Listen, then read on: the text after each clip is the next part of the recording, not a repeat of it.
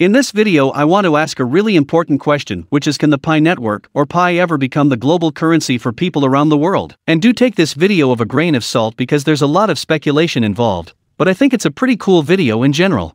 Well, to start off, if the Pinot Ric wants to become a global currency, there has to be a lot of low probability events that has to happen before that happens, and I'll make sure to talk about these low probability events throughout this whole video, and near the end of this video I'm also going to talk about where I truly think the Pi network will be in a couple of years. And just think about this for a second with me, because I think this video is going to be pretty insane, but I hope it entertains you guys at least. So what would exactly have to happen for Pi coins to be used like the dollar or the euro for everyday transactions? And to make this vision clear, I'm talking about massive adoption here, like everyday people using Pi coins to conduct everyday transactions, like your grandmother, your dad, your uncle, like pretty much everybody. The first thing that has to happen is for people to want to move away from the world's reserve currency right now, which is the US dollar. This would mean that the US dollar would essentially have to become worthless, like what happened to the currency of Germany back in 1923, and I'm pretty much talking about massive hyperinflation, like the value of your savings or investing account becoming useless overnight, and this is unlikely.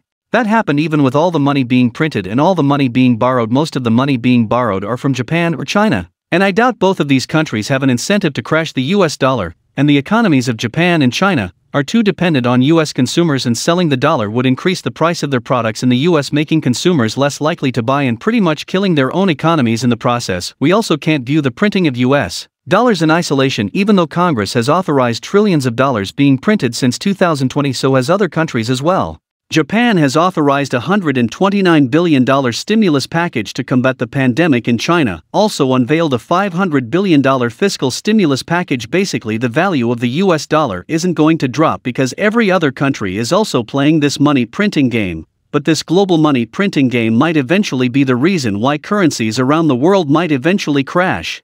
And this is the first thing that needs to happen for cryptocurrencies to become the dominant currency used by people around the world.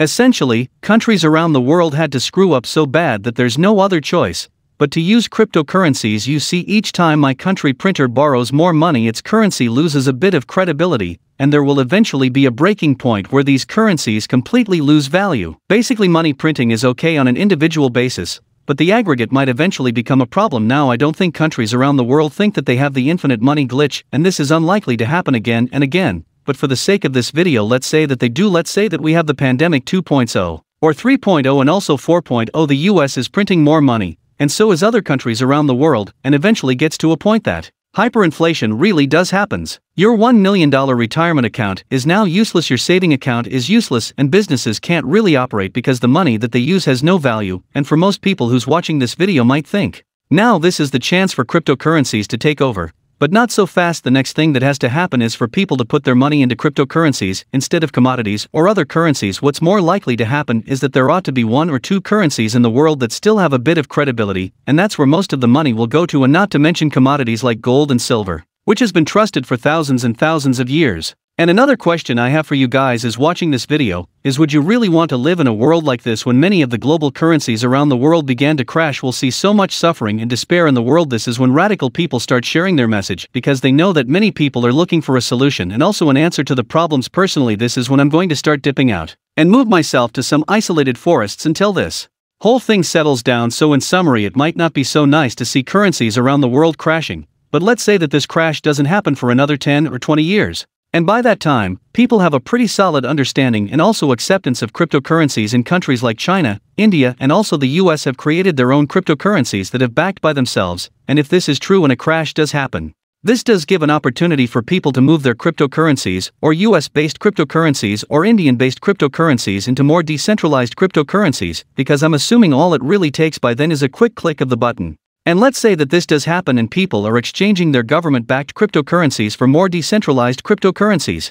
And the final step to this crazy scenario is for people to put their money into Pi coins instead of other cryptocurrencies. And the question now is, why would they choose to put their money in something like Pi coin as opposed to more popular cryptocurrencies like Bitcoin? And the answer to that is that they really wouldn't as of right now, and this is because Pi coins are still unproven and still relatively small competitors, something like Bitcoin XRP and Stellar. But this doesn't mean that Pi coins don't have a chance in the future. One thing that a lot of people don't understand is that each cryptocurrency has its own use case and purpose in the world. And in 10 to 20 years we might have a wallet full of different cryptocurrencies for different uses. Bitcoin might really become the real digital gold that continues to appreciate in value. Ethereum might continue to be used for smart contracts, and Pi coins might even be used for consumer-to-consumer transactions or consumer-to-business transactions. But the truth of the matter is Pi coins to have a long way to go before any of this can really happen. The Pi network and also Pi coin need to establish some sort of credibility, and the blockchain that the Pi network runs on has to work, and the marketplace that the Pi network is trying to create has to succeed.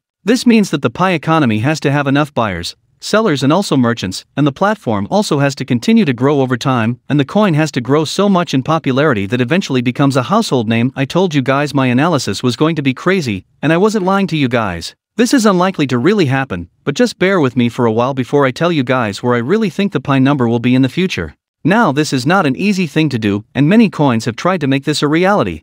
And like I said earlier, much of this is pure speculation, and this is really for the fun of the video. But the Pi number. Pi coins do have some characteristics that make it more tailored to become a cryptocurrency used for everyday transactions. Well, for starters, the Pi number is much more accessible to people around the world. In fact, all you really need to be able to earn any Pis to have a cell phone and download the app from the App Store, and this is different and much simpler from other cryptocurrencies that require more knowledge to be able to mine.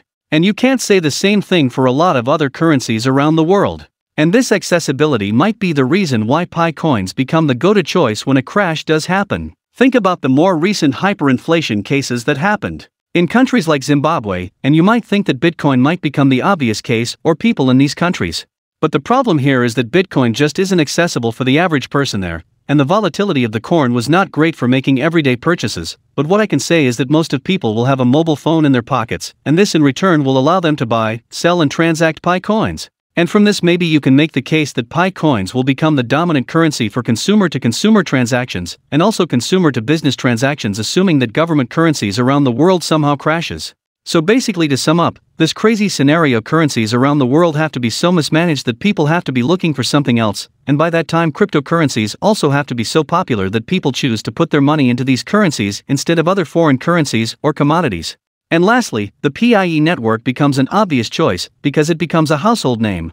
But personally, as of right now, I can't really conceptualize or even imagine this to happen. The Pi network project right now is way too early for us to even consider this. Instead, here's what I really think will happen with the project in the next couple of years. When the coins are releasing, the market will be formed, and to be honest, market right now looks pretty niched, but over time as the market continues to grow, corporations are going to start caring. And what that these corporations are going to be forced by huge amounts of Pi coins to be able to advertise on the platform, and with that more and more merchants are going to accept Pi coins as a form of currency, and this is pretty much going to be a self-sustaining economy with no one in control. If I had to guess on what will happen in the next 5 to 10 years, I'm guessing that everyone will have a wallet full of different types of cryptocurrencies. These currencies are pretty much going to be used for different purposes, and the pipelines are going to be used to make transactions on the Pi network. Now, I do think that this will happen, but the question now is how popular the Pi coins be?